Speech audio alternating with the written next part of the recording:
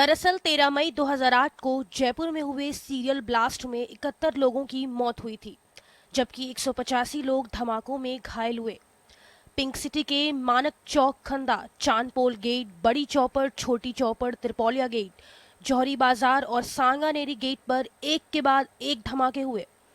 धमाकों के बाद निचली अदालत ने आरोपियों को दोषी ठहराते हुए फांसी की सजा सुनाई थी, लेकिन इसके बाद हाईकोर्ट ने साक्ष्यों के अभाव में मोहम्मद सैफ, सैफुर रहमान, सरवर आजमी और मोहम्मद सलमान को बरी कर दिया। आरोपियों के बरी होने के बाद से ही बीजेपी हमलावर है। बीजेपी नेता पहले पीड़ित परिवारों के घर तक पहुंचे। अब बीजेपी इस मामले पर सुप्रीम कोर्ट तक पहुंच गई है। ये मसाल इस कांग्रेस के शासन को जला के राख कर देगी। ये गुस्सा इस जयपुर के आम आदमी का गुस्सा है। जिस प्रकार अन्याय हुआ है, ये जो मसाल हाथ में उठाई है, ये सरकार को जला के राख कर देगी, इस सरकार का अंत करेगी। जिस प्रकार का गुस्सा जयपुर के लोगों को है, 71 लोगों की जान चली गई और अपराधी आज जेल के शीशों से बाहर आने के लिए आतुर है। सरकार एसएलपी नहीं कर रही। हम आज कानून की लड़ाई लड़ेंगे, न्याय की लड़ाई लड़ेंगे और इन पूरे पीड़ित परिवारों के साथ रहेंगे। उधर इस मामले में कांग्रेस का कहना है कि वो पीड़ित परिवारों के साथ है।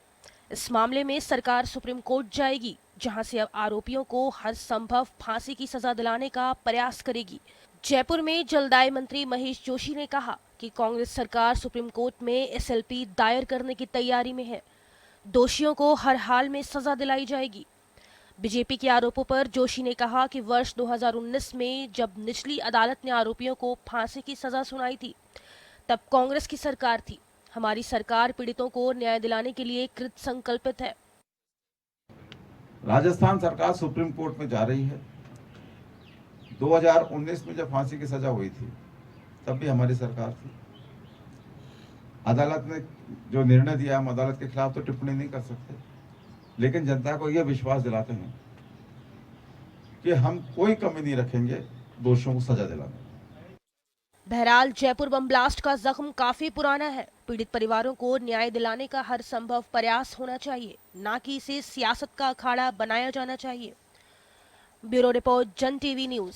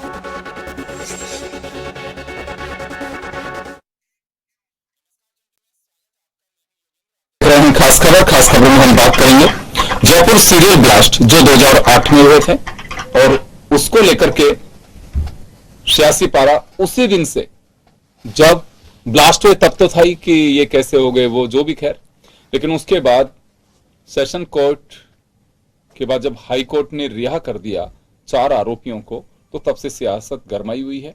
बीजेपी लगातार हमलावर है। सरकार अपनी ओर से एसएलपी दायर करने के लिए मुख्यमंत्री खुद कह चुके हैं कि हमने आदेश दे दिए, एसएलपी दायर की जाएगी। उधर बीजेपी विधिवेताओं से राय ले रही है दिल्ली में कि एसएलपी दायर करने के लिए हमें क्या करना है और किसी स्तर पे कोई कमी ना रह जाए। राजेंद्र राठौड़ सीएलपी लीडर हैं, वो दिल्ली पहुंचे गुरुवार को और उन्होंने चर्चा की। खैर, मैं ज्यादा उसमें डेप्थ में नहीं जाऊंगा, आप पब्लिक डोमेन में सारी चीजें हैं, आप हमारे टेक्स्ट के जरिए तमाम चीजें देख पाएंगे। और इस मुद्दे पर चर्चा करने के लिए लगातार हमारे साथ सीरियल ब्लास्ट के फैसले के बाद संदीप लोहाड़िया साहब राजस्थान हाईकोर्ट के लॉयर हैं और वीरेंद्र शर्मा जी हमारे साथ भाजपा प्रवक्ता हैं। कांग्रेस से हमारे साथ राजेंद्र आर्य साहब है। सभी का स्वागत है। मैं संदीप जी आपके पास आना चाहूंगा। वैसे एक अगर हम यूं देखें कि इस फैसले के बाद में आई थिंक 90 डेज का आप वो है कि आप अपील में जा सकते हैं, आप चाहे एसएलपी कहें, लेकिन जो वर्ड हम यूज करते हैं वो कहते हैं अपील में जाना है। तो अपील के बाद गवर्नमेंट भी कह चुकी है और बीजेपी अपनी ओर से कवायद कर रही है।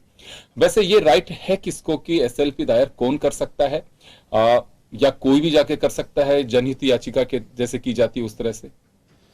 योगेंद्र जी, एसएलपी जो पिटिशन सुप्रीम कोर्ट में जाएगी, जो विक्टिम है इस मुकदमे के जी। वो जा सकते हैं या सरकार जा सकती है।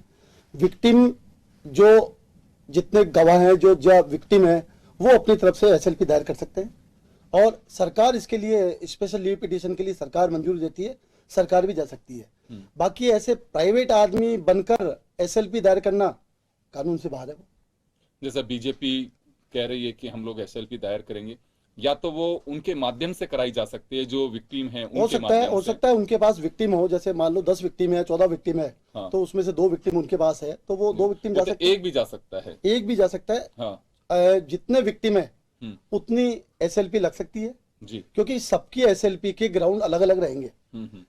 एसएलपी के ग्राउंड अलग अलग रहेंगे और उनका एक ही मोटो रहेगा कि साहब नीचे वाली कोर्ट ने फांसी करी थी, हाई कोर्ट ने इनको बरी कर दिया, जी। देन ये फैसले में ये कमी है, इसको लेकर एसएलपी दायर हो। एक आदमी कर सकता है, 2 आदमी कर सकता है, सरकार चाहे सरकार उसमें पार्टी बन एसएलपी सकती है। का मोटिव यही होता है, जैसे मैं समझ पाता हूं कि न्याय की भाषा में लोग ये कहते हैं कि अदालत के खिलाफ नहीं बोला जा सकता, अदालत के फैसले का हम सम्मान करते हैं, लेकिन ये फैसला हुआ है, हमारे साथ न्याय नहीं हुआ, लोग ये मान के एसएलपी दायर करते हैं।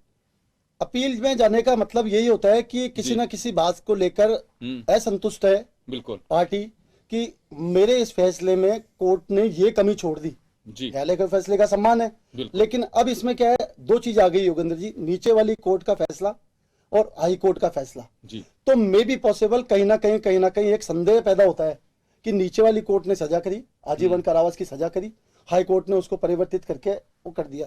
अब जुडिशियल आदेश है, नीचे वाली कोर्ट ने तो क्या उसमें या मैं एक चीज और जानना चाहूंगा सर, क्योंकि देखिए फांसी की सजा भी अगर किसी को, क्योंकि डेथ का आप वारंट जारी कर रहे हैं एक तरह से किसी के लिए, और छोटी बात नहीं होती है, उसमें सारे फैक्ट्स भी देखे गए होंगे, तमाम चीजें देखी गई होंगी। सही बात है। जनरली अगर हम देखें तो आप तो लंबे समय से कानून का काम कर रहे हैं, ये देखा जाता है कि नीचे की जो सजा होती है, खासकर ऐसे केसेस में जिसमें फांसी की सजा मुकर्रर कर दी जाती है, आदमी ये मान के चलता है कि ज्यादा से ज्यादा अगर कुछ भी होगा तो इसमें उम्र कैद की जा सकती है, इससे खारिज नहीं किया जा सकता, ये कोई सोच नहीं सकता।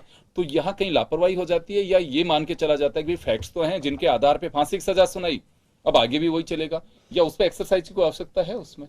देखो योगेंद्र जी, न्यायालय का फैसला है, न्यायालय के फैसले की हम कोई टिप्पणी नहीं कर सकते। हाँ, ये बात जनरली जैसे आप लोग ये जरूर है जी। कि किसी को फांसी हुई किसी केस में जी, तो उसके पास अपील, देखो मुलजिम को भी उतना ही अधिकार है कानून में जितना पिटिशनर को अधिकार है, ठीक है। उसको लगता है कि मेरे इस फैसले में ये कमी रह गई, तो एटलीस्ट मेरी इस फांसी पर रोक लगाई जाए। अब वो उच्चतम न्यायालय का ये निर्णय रहता है कि वो उसको सुनकर उसमें किस तरह की कोई कमी निचली न्यायालय ने छोड़ दी, उसको ध्यान में रखते हुए, या जो आर्गुमेंट्स होते हैं या जो फैक्ट्स उस समय की तत्कालीन कोर्ट के सामने लाए जाते हैं, उसके आधार पर ही कोर्ट करती है।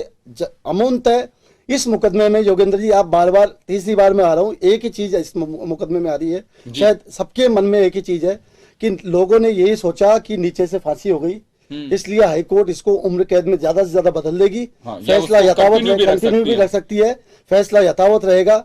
इसी को लेकर क्या है, किसी भी कानूनविद ने या किसी भी सरकार ने, मैं कहूंगा, इस पे बहुत ज्यादा ऐसी एक्सरसाइज नहीं करी या ऐसी कोई चीज निकाल के नहीं लाए कि जिसको लेकर इस फैसले को जो परिवर्तित हुआ है हाई कोर्ट से, उसके सामने कोई फैक्ट्स रखा सके। बिल्कुल बिल्कुल। और एक जनरली एक सोच भी डेवलप हो जाती है कि जो पहले एक्सरसाइज की उसी के आधार पे फांसी हुई है, तो आगे थोड़ा सा मैं कहूंगा कि लापरवाही कहें या फिर ये मान के चलता है व्यक्ति कि ये फैक्ट्स में है, जब भी तो सजा का प्रावधान, सजा का फैसला है, तो आगे भी यही रहेगा। जो निचली न्यायालय ने फैसला दिया है उसमें चार्ज बेस के बाद प्रोसिक्यूशन एविडेंस, देन बयान मुलजिम, बहुत सारी चीजें होती है। बिल्कुल। और वो चीजें ऐसी चीज होती है कि जितनी 90%, मैं कहूंगा 90 नहीं 100% जो उस केस के फैक्ट्स है वो तत्कालीन मजिस्ट्रेट के पास या तत्कालीन न्यायालय के पास आ जाते हैं, उसके आधार पर ही वो फैसला करता है। शायद हाई कोर्ट में भी उसी बयानों को रिलाई करेंगे और सुप्रीम कोर्ट में भी उसी बयानों को रिलाई करेंगे। यहाँ एक क्वेश्चन यह आ गया कि उन्हीं बयानों के आधार पर निचली न्यायालय ने फांसी की सजा दी और सजा दी, और उच्च न्यायालय ने उसी फैसले के आधार पर या उसी फैक्ट्स के आधार पर उसको बदल दी। अब उच्चतम न्यायालय में आप जाओगे तो अपील में ग्राउंड आपके पास होने चाहिए, जो निचली न्यायालय का फैसला है वो, और जो उच्च न्यायालय ने जो फैसला दिया, उन दोनों का कंक्लूजन करके कि ये इस फैसले में कमी रह गई, उसको लेकर आप अपील में जाएंगे। इस फैसले से एक चीज तो साफ है कि देखिए, निश्चित रूप से कानून का सम्मान और पालन हर कोई करता है, इसमें कहीं कोई संदेह नहीं। हमारी डेमोक्रेसी की ब्यूटी भी है और मुझे लगता है कि मजबूती भी है इसकी। बिल्कुल। लेकिन एक लेसन है सभी के लिए कि फैसला कोई किसी भी अदालत को हो, उसमें आप अगर अपील में को जाता है तो लड़ाई आगे भी आपको उसी तरह से लड़नी चाहिए जो आपने पहले सजा दिलाई। अगर नहीं लड़ेंगे तो लापरवाही का परिणाम इस तरह से सामने आ जाता है। उसमें लापरवाही इस वजह से कह रहा हूं, कहीं ना कहीं चूक रही है, आप चूक कह दीजिए या लापरवाही कह दीजिए, कहीं ना कहीं तो कुछ रहा है इसमें। वीरेंद्र जी, आपके पास में जाना चाहूंगा मैं। गवर्नमेंट कह चुके हैं कि हम एसएलपी दायर करेंगे, मुख्यमंत्री खुद कह चुके हैं। मकसद आपका भी यही है कि जो आतंक जिन्होंने फैलाया, दहशतगर्दों को वापस सजा मिले, और सरकार का भी मोटिव यही है। लेकिन बीजेपी अलग से एसएलपी की तैयारी करवा रही है। देखिए योगेंद्र जी, एक जयपुर के ऊपर जो बड़ा कलंक था, एक जयपुर जिस प्रकार से लहूलुहान हुआ था 2008 में, उसका दर्द आज भी हमारे सीने में कहीं न कहीं है।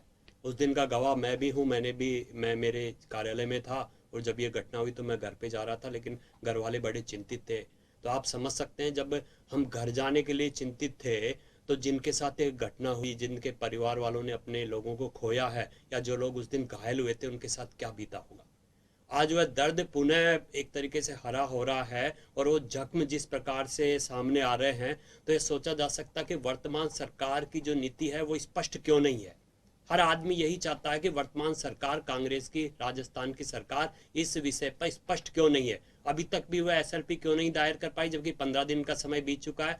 इसके अलावा जिस प्रकार हाईकोर्ट ने टिप्पणी की कि जांच अधिकारी को लीगल जानकारी नहीं है, एक बड़ी टिप्पणी है महाधिवक्ता पर या सह महाधिवक्ता पर, जिनके ऊपर टिप्पणी की गई कि उनको लीगल जानकारी नहीं है। और इसके एसओजी के ऑफिसर पे, जिसके ऊपर भी की गई, जिसके ऊपर भी की गई, और इसके महाधिवक्ता को शायद हटाया भी है कांग्रेस सरकार ने।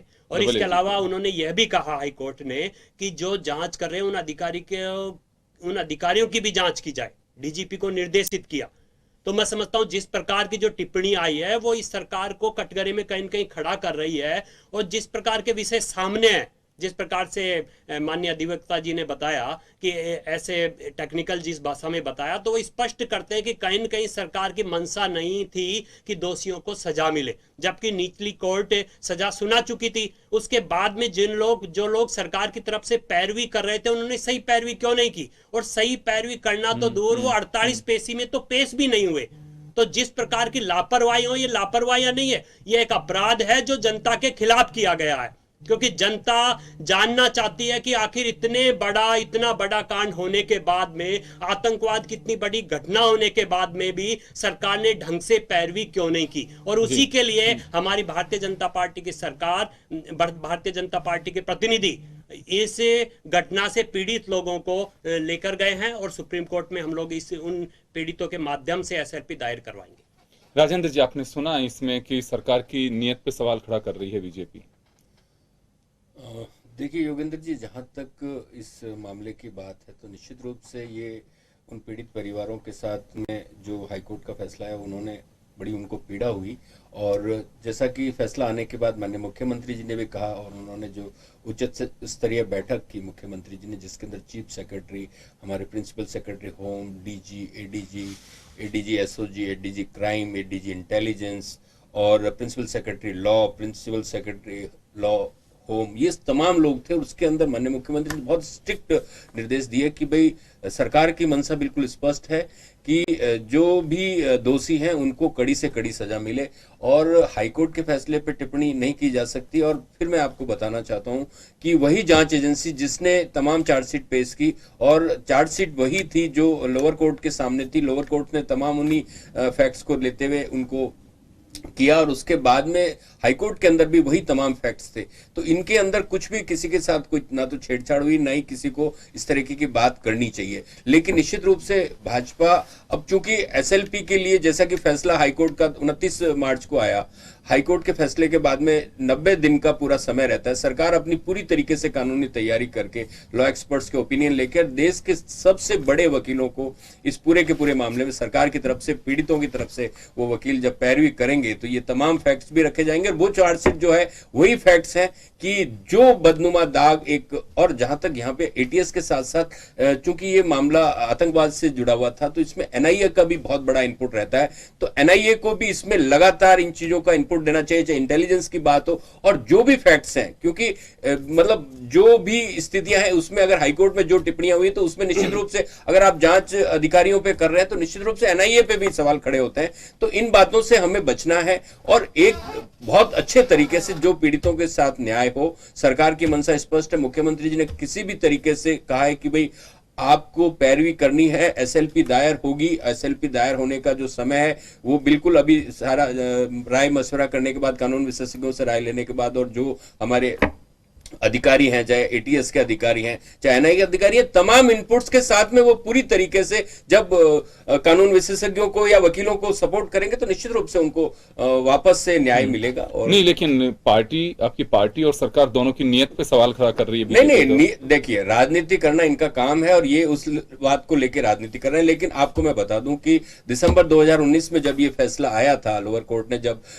इन आरोपियों को फांसी की सजा सुनी थी, तो उस वक्त भी हमारी सरकार थी। तो आप इसको कभी भी इस नजरिए से अगर देखते हैं तो ये भाजपा की मंशा है कि वो किसी भी मामले का राजनीतिकरण करना चाहती है। लेकिन राजनीति से हटकर अगर हम ये बात सोचें कि अपराधी अपराधी होता है, आतंकवादी आतंकवादी होता है, उसको किसी भी चश्मे से या धर्म के चश्मे से देखना मेरे ख्याल से बहुत गलत होगा। क्योंकि ये देश लोकतंत्र है, लोकतंत्र के अंदर पूरी तरीके से जो भी फैक्ट्स हैं वो फैक्ट्स कानून के सामने रखे जाते हैं और हायर अपर कोर्ट के सामने भी यही रखे जाएंगे। जी वीरेंद्र जी कुछ कह रहे हैं अभी आप? क्या मेरे मित्र यह बताएंगे राजस्थान सरकार किसके दबाव में है? आखिर वो क्यों नहीं, जो जब हाईकोर्ट टिप्पणी कर चुका है कि जांच अधिकारियों की भी जांच करवाई जाए, तो अभी तक जांच प्रारंभ क्यों नहीं हुई? क्या बस्सी विधायक को बचाने का कार्य राजस्थान सरकार कर रही है? क्योंकि वो भी इस मामले में जांच अधिकारी थे, तो उनके ऊपर अभी तक जांच क्यों नहीं करवाई जा रही? और एसएलपी दायर करने में इतना समय क्यों लग रहा है? जब पीड़ित आपसे बार बार न्याय की गुहार कर रहे हैं, जयपुर के पीड़ित आपसे बोल रहे हैं कि एसएलपी दायर कीजिए, हम पीड़ित हैं, गवाह कई 1293 गवाहों में से क्या सरकार के पास ऐसे कोई गवाह नहीं है जो एसएलपी दायर कर सके? सरकार इतना पीछा क्यों हट रही है? कहीं न कहीं से तुष्टिकरण की मैं एक बात जानना चाहूंगा, मैं स्पष्ट करना चाहिए कि बस्सी विधायक को क्यों बचाया जा रहा है, उनके ऊपर जांच क्यों नहीं की जा रही? संदीप जी के पास जाना चाहूंगा। संदीप जी सुनिए, एक मिनट में जवाब दे दूं, एक मिनट में जवाब मैं आपके पास मैं छोटा सा एक टेक्निकल बात जानना चाह रहा हूं। अभी जैसे वीरेंद्र जी ने एक सवाल खड़ा किया कि इतना डिले क्यों रहा है, 12-15 दिन इस फैसले को हो गए। जितना जल्दी कोई एसएलपी दायर करेगा तो क्या लगता है आपको कि न्याय जितनी जल्दी मिल जाएगा उसमें? बिल्कुल नहीं, या फिर इसमें डिले आप चाहे कितना भी करें, उस जो टाइम पीरियड आपको उसका आप ये कहूं कि उसके बाहर ना जाए, उसके अंदर अंदर आपको करना है। आप में वो काबिलियत भी दिखानी पड़ेगी कि हाँ वास्तव में हमने हमारी जो एक्सरसाइज है उसका आधार ये है, या फिर जल्दी करके ये संतुष्टि के लिए कहा जाए? नहीं योगेंद्र जी, इसमें क्या है, देखो ये कानूनी विषय है और मैंने आपको कहा निचली न्यायालय का अदालत का फैसला और हाईकोर्ट का फैसला, इन दोनों फैसलों की पहले तो समीक्षा होगी। ये चूंकि ये बॉम्ब ब्लास्ट का मामला है, इसमें मुझे अंदाजा नहीं है कि कितने गवाह होंगे, शायद हो सकता है 50 से ज्यादा गवाह हों, उनके बयान पढ़ने पड़ेंगे आपको।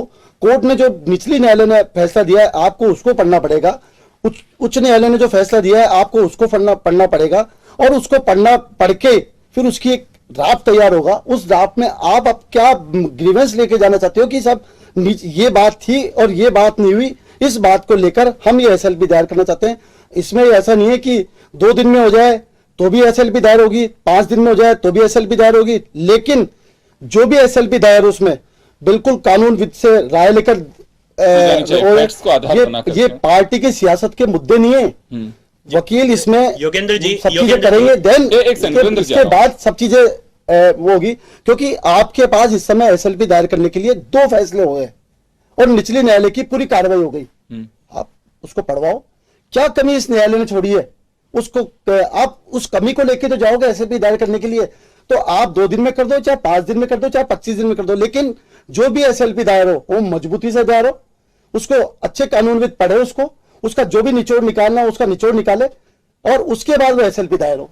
राजेंद्र जी अभी कुछ कह रहे थे वीरेंद्र जी पे। मैं ये कह रहा हूँ कि बार बार ये कह रहे हैं कि जांच अधिकारियों पे कार्रवाई होनी चाहिए, हाईकोर्ट ने ये कहा, हाईकोर्ट ने वो कहा। मैं फिर बार बार एक ही बात कहता हूँ कि लोअर कोर्ट के सामने भी यही एटीएस के अधिकारी थे जिन्होंने इतनी फुल प्रूफ चार्जशीट सबमिट की और चार्जशीट सबमिट करने के बाद प्रोसिक्यूशन और सेंटेंस हुआ। तो बार बार भाजपा कम से कम इस मामले पे लेके राजनीति ना करे, क्योंकि ये मामला विशुद्ध रूप से आतंकवाद से जुड़ा हुआ है और देश की सुरक्षा से जुड़ा हुआ मुद्दा है। तो इस पे बार बार ये राजनीति करके सिर्फ और सिर्फ लोगों को गुमराह कर रहे हैं, जबकि हकीकत यह है कि मामले को फुल प्रूफ बनाने के लिए वकील साहब ने बहुत बेहतर तरीके से समझाया कि जितना भी पुराने मामले का अध्ययन है, चाहे उसमें जिसमें सजा हुई और उसके बाद में जिसने हाईकोर्ट ने मामला बदला, उन सारे तमाम फैक्ट्स का अध्ययन होने के बाद में उनको पूरा और एक फुल प्रूफ एसएलपी जब दायर होगी तो निश्चित रूप से जो भी दोषी हैं उनको कड़ी सजा मिलेगी। आप कुछ कह रहे हैं वीरेंद्र जी, बताइए आप। मैं छोटा सा विषय है, आप एसएलपी से बाहर आके सोचिए कि क्या वर्तमान कांग्रेस की सरकार का यह दायित्व नहीं बनता था कि जब हाईकोर्ट ने यह टिप्पणी की उसके बाद जो जांच अधिकारियों पर जिस प्रकार से टिप्पणी की गई उनके ऊपर जांच बिठाने का कार्य प्रारंभ करती। पहला विषय।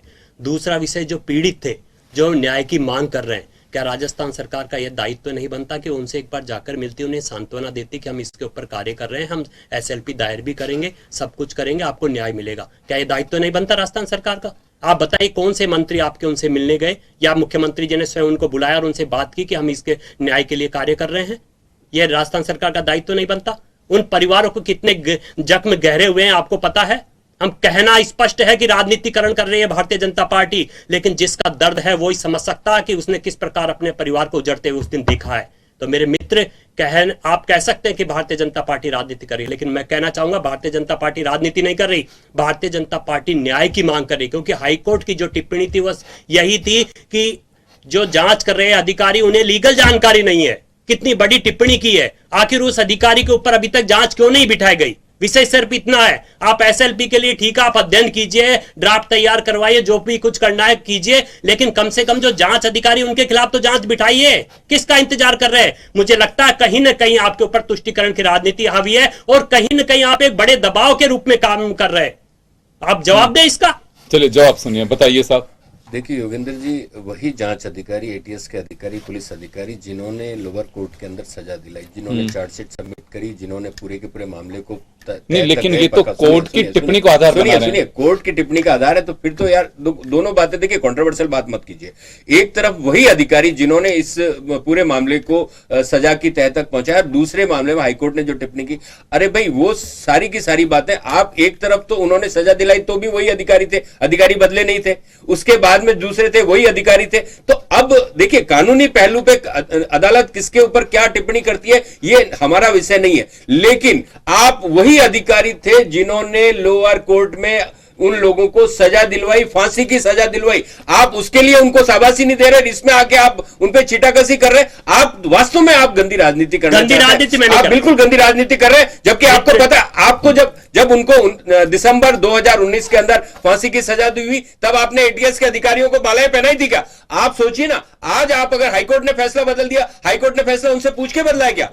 आप सोचिए ना, आप इस तरीके की बात मत कीजिए। यह मामला विशुद्ध रूप से कानूनी मामला है और सबजुडियस मामला है। इसके ऊपर इस तरीके की बात करके आप किसी ना किसी तरीके से न्याय को प्रभावित करना चाहते हैं, जबकि हकीकत यह है कि कानून अपना काम करेगा और कानून से ऊपर कोई नहीं है। सरकार पैरवी करेगी और जितने महारथी वकील होंगे वो वकील जाके उन पूरे मामले को करेंगे और हाईकोर्ट के अंदर मैं इसी बीच एक बार मैं संदीप जी का एक बार सर, क्योंकि एक चीज हो रहा है इसमें, अभी एक सेकंड मैं वीरेंद्र जा रहा हूं, अभी और है, अभी तो हम एसएलपी की उलझन में उलझे हुए हैं, लेकिन अभी और है, ये रिहा नहीं होंगे। अभी जो डिफ्यूज किया गया था जिस बम को, उसका अभी ट्रायल चल रहा है, अभी उसमें फैसला आना बाकी है। तो क्या लगता है संदीप जी कि ये सब तमाम चीजों से वो केस प्रभावित हो सकता है? देखो योगेंद्र जी, फैक्ट्स तो केस के एक जैसे ही हैं जी। जो बस ये है, वो एक बम डिफ्यूज नहीं हुआ, बाकी सारे बम डिफ्यूज हो गए। तो मैं न्यायालय के फैसले बाद में किया गया उसको डिफ्यूज, मैं न्यायालय के फैसले का पूर्वानुमान नहीं कर सकता, लेकिन जिस तरह की टिप्पणी, क्योंकि एक्यूज अब वही चीज नीचे वाली न्यायालय में पेश करेगा जो हाईकोर्ट ने टिप्पणी करी है। एक्यूज के पास एक नया फैक्ट और आ गया कि साहब उस मेन केस में बरी हो गए, तो उसको देखते हुए लगता है दोनों दल वाले बात कर रहे हैं। मेरा एक छोटा सा निवेदन है, देखो ये जयपुर के ऊपर वास्तव में एक बहुत बड़ा तंज है ये, और इस तंज को मैं भी उसका साक्षी हूं, शायद अपन सब जयपुर वाले से उसके साक्षी है, और जयपुर में जो लोग, जिन लोगों का जयपुर में डायरेक्ट जुड़ा हुआ है, वो भी उसके साक्षी है। इस चीज को अभी भी बहुत समय है। जो नीचे आपने जो बातचीत करी वो डिफ्यूज बम वाला केस है, आपको उसके लिए और अच्छे पैरोकार करने चाहिए। समय है योगेंद्र जी, मैंने आपको पहले भी कहा था, केस ऑफिसर स्कीम हुआ करती थी एक पुलिस की, वो चाहे भाजपा की सरकार हो चाहे कांग्रेस की सरकार हो, लेकिन वो केस ऑफिसर स्कीम मुझे लगता है कि इस मुकदमे में आकर वो केस ऑफिसर स्कीम खत्म हो गई। एक केस ऑफिसर इस बात का हुआ करता था कि वो सारे फैक्ट्स लाकर एडवोकेट्स को या जो न्यायालय के पटल पर रखना था। शायद ये डिफ्यूज बम वाले में अगर पैरवी थोड़ी सी अच्छी तरह हो जाए, क्योंकि इस डिफ्यूज बम वाले में एक्यूज पक्ष के लिए बहुत बड़ा फैसला हो गया, हाई कोर्ट का फैसला, या तो एसएलपी दायर होके उस पर कोई स्टे हो, देन एक नीचे वाली न्यायालय को संबल मिलता है कि इस मामले में सुप्रीम कोर्ट से स्टे हो गया। अगर उसके बिना वो फैसला आता है, एक बात और जानने की होगी कि एसएलपी दायर करने के बाद में, क्योंकि एसएलपी में ये भी होगा कि उच्च न्यायालय के फैसले को स्टे किया जाए ताकि वो उनकी सजा कंटिन्यू रहे जो लोअर कोर्ट ने दी थी। बिल्कुल। तो एक ये भी रहेगा, उसके बाद में रिहाई के चांस कम होते हैं। जब तक आप एसएलपी पे हियरिंग नहीं चलेगी तब तक आपको जमानत नहीं मिले सुप्रीम कोर्ट से, तब तक आप बाहर नहीं निकलेंगे। और ये बात आप सही कह रहे हैं कि जो एक्यूज्ड हैं, अभी आरोपी हैं, अगर वो एक आधार बनाते हैं कि देखिए साहब मेन केस में ही जिसमें ब्लास्ट हुए और उसी को आधार बना करके जांच रिपोर्ट को और हमें बरी किया गया है, लिहाजा इसमें आप हमारे इस फैक्ट्स को सुनिए, तो यहां कुछ प्रभावित हो सकता है। हालांकि देखिए फैक्ट्स की बात है, क्योंकि अपने से स्मार्ट लोग उनके साथ भी होंगे, हर पक्ष को सुनने की कोशिश करते हैं। जो बताया जा रहा है कि उनके साथ पूरी टीम यहाँ पे हियरिंग डेट पे आती थी दिल्ली से, सुप्रीम कोर्ट से, कुछ एनजीओज के जो लॉयर्स थे काम कर रहे हैं, वो लोग उनके लिए काम कर रहे थे। लेकिन सभी चीजें आपके फैक्ट्स पे और आपके अध्ययन पे टिकी होती हैं कि आप उस फैक्ट्स को कैसे लेकर के आ सकते हैं, कैसे अपनी बात उस पक्ष के तक रखते हैं, ताकि जो आपका मकसद है सजा दिलाना, आप दिला सकते हैं। वीरेंद्र जी, समय कम है लेकिन कुछ कहना चाह रहे हैं आप। जी, मैं इतना ही करना चाहूंगा आपके चैनल के माध्यम से कि राजस्थान सरकार जांच अधिकारियों पर कार्रवाई कब करेगी। सुप्रीम कोर्ट में जाएंगे, आप एसएलपी दायर करेंगे, ठीक आपने कहा, लेकिन यह भी तो बताइए कि जांच अधिकारियों पर कार्रवाई कब करेंगे। केवल महाधिवक्ता को हटाकर ही आप संपूर्ण न्याय व्यवस्था के ऊपर वो लगाना चाह रहे हैं? आप भी तो बताइए ना, आप भी तो इच्छा शक्ति दिखाइए कि हमने जांच अधिकारियों पर ये कार्रवाई की, जबकि हाईकोर्ट टिप्पणी कर चुका है, लेकिन उसके बाद भी राजस्थान सरकार क्यों नहीं कार्रवाई कर रही। और इसके साथ कई सारे ऐसे फैक्ट्स हैं, जैसा कि इसी केस में था कि एक न्यूज चैनल्स, दिल्ली के 2 न्यूज चैनल्स ने कहा था कि हमारे पास मेल आई थी, हमारे पास वीडियो है, उनको क्यों नहीं न्यायालय में पेश किया गया। अनेकों विषय हैं कि 2019 के बाद अब तक जितनी पेशियां हुई उनमें से 48 पेशियों में महाधिवक्ता पेश ही नहीं हुए। तो इस प्रकार की जो लापरवाही जिन लोगों ने की, उनके खिलाफ कब कार्रवाई करेगी राजस्थान सरकार? राजस्थान की जनता यही जानना चाहती है। वीरेंद्र जी, अभी आपने सुना, कांग्रेस के प्रवक्ता से सवाल भी करूंगा तो जवाब यही आएगा कि सेशन कोर्ट में जब फैसला सुनाया गया था, फांसी की सजा मुकर्रर की गई थी, तो तब भी फैक्ट्स वही थे, जांच अधिकारी भी वही थे। योगेंद्र जी, ये फैक्ट्स का विषय ही नहीं है, ये विषय है कि जब हाईकोर्ट कह चुका है कि जांच अधिकारी ने सही कार्रवाई नहीं की, उन्हें लीगल की जानकारी नहीं है, उनके खिलाफ भी जांच की जानी चाहिए, तो इन्हें डीजीपी को निर्देशित किया गया, तो क्यों नहीं कार्रवाई की अभी तक? लोहाड़िया जी बता सकते हैं। लोहाड़िया साहब, आपके पास में आना चाहूंगा मैं। सेशन कोर्ट का फैसला का आधार भी आई थिंक वही होगा, सुप्रीम कोर्ट हाई कोर्ट का जो टिप्पणी था वो बिल्कुल सबके सामने है, तो यहाँ कैसे समझा जाए इसको? देखो, नीचे वाली न्यायालय जो आदेश दिया, उस न्यायालय के आदेश में नीचे वाले न्यायालय ने उस पूरे, मैंने पहले बताया योगेंद्र जी, पूरे फैक्ट्स के आधार पर सजा कर दी जी, ठीक है। फैक्ट्स के आधार पर जब सजा हुई और वही फैक्ट्स को अपील में लेके गए एक्यूज प्रथम हाई कोर्ट के सामने जी, हाई कोर्ट के सामने उन्होंने अपनी बहस करी, और बहस करके, चूंकि देखो एक्यूज का, मैंने आपको कहा एक्यूज का भी राइट है बहस करने का, बिल्कुल है। उन्होंने उस फैसले को, ये लीगल चीजें हैं, ये कोर्ट में जज की और वकीलों की क्या बातचीत हुई, न तो मैं टिप्पणी कर सकता हूं, न और कोई टिप्पणी कर सकता है, लेकिन कोई ना कोई फैक्ट्स उन्होंने रखा, जिस फैक्ट्स को देखकर कोर्ट को ये कहना पड़ेगा। मैं एक चीज और कहूंगा, एक छोटी सी चीज और कहूंगा योगेंद्र जी, वीरेंद्र जी ने कहा कि महाधिवक्ता को हटा दिया। देखो, वकील का काम है पैरवी करने का, केस की पेशियों में हर वकील उपस्थित होता है, फैसला जज को करना होता है, बिल्कुल। ठीक है, वो अपनी जज बात रख सकता वो अपनी बात रख सकता है, जज वो अपनी चीज। और सबसे बड़ी चीज मैंने आपको पहले भी कहा, आपके चैनल के माध्यम से पहले भी कहा, कहीं ना कहीं मन में सबकी ये चीज थी कि फांसी हो गई है, आजीवन कारावास हो गया, इसलिए या इसे कंटिन्यू भी रखा जा इसे कंटिन्यू इसलिए क्या है कि सब बिल्कुल इसके लिए अचानक थे कि ऐसा हो गया। लेकिन हो सकता है पैरोकार ने बहुत अच्छी पैरवी कर दी हो और वो फैक्ट्स कोर्ट के सामने रख दिए, जिस फैक्ट्स के आधार पर बिल्कुल पहले किसी के संज्ञान में नहीं आया होगा। योगेंद्र जी, बड़ा विषय जांच अधिकारियों पर जांच कब, वो चलिए 10 सेकंड में आपने बात कर दीजिए, आप कब कराएंगे, क्योंकि वीरेंद्र जी और बीजेपी की इच्छा है कि कब कार्रवाई होगी जानना चाहते हैं, क्योंकि समय हो चुका है। मैं माफी चाहूंगा लेकिन जल्दी बता दीजिए। योगेंद्र जी, जहां तक इस पूरे मामले की बात है तो सरकार का पूरा फोकस एसएलपी के ऊपर है और पूरा का पूरा मामला सुप्रीम कोर्ट में ले जाकर दोषियों को सजा दिलवाने का है। इसलिए हम इनके किसी भी बात के जवाब देने नहीं चाहते, क्योंकि एसएलपी के द्वारा ही सुप्रीम कोर्ट से वापस चलिए मैं माफी चाहूंगा सर, समय हो चुका है। तो खैर चलिए, सीरियल बम ब्लास्ट के जो आरोपी जिनकी सजा में उन्हें छूट दे दी, यानी कि माफ कर दिया गया उन्हें सेशन कोर्ट के फैसले के बाद में, सुप्रीम कोर्ट के एसएलपी को लेकर के सरकार भी कह चुकी है, बीजेपी अपनी ओर से उन विक्टिम्स के माध्यम से, बीजेपी खुद नहीं कर सकती, कोई ना कोई पीड़ित होना चाहिए जो एसएलपी दायर कर सकता, उसका पहला अधिकार होता है वो, उसके माध्यम से तमाम सलाह मशवरे के बाद में वो दायर करने की अपनी ओर से कोशिश कर रही है। खैर लेकिन हर कोई चाहता है कि दरिंदे बचने नहीं चाहिए, क्योंकि इसे कोई खारिज नहीं कर सकता कि सीरियल ब्लास्ट नहीं हुआ, लोग मरे नहीं, लोग आज भी उस दंश को झेल रहे हैं। जिसने धमाके सुने, जिसने देखा, वो बेशक उस परिवार से नहीं, लेकिन ऐसा सबको हो रहा उस दर्द का, तो मुझे लगता है कि वो बचने नहीं चाहिए।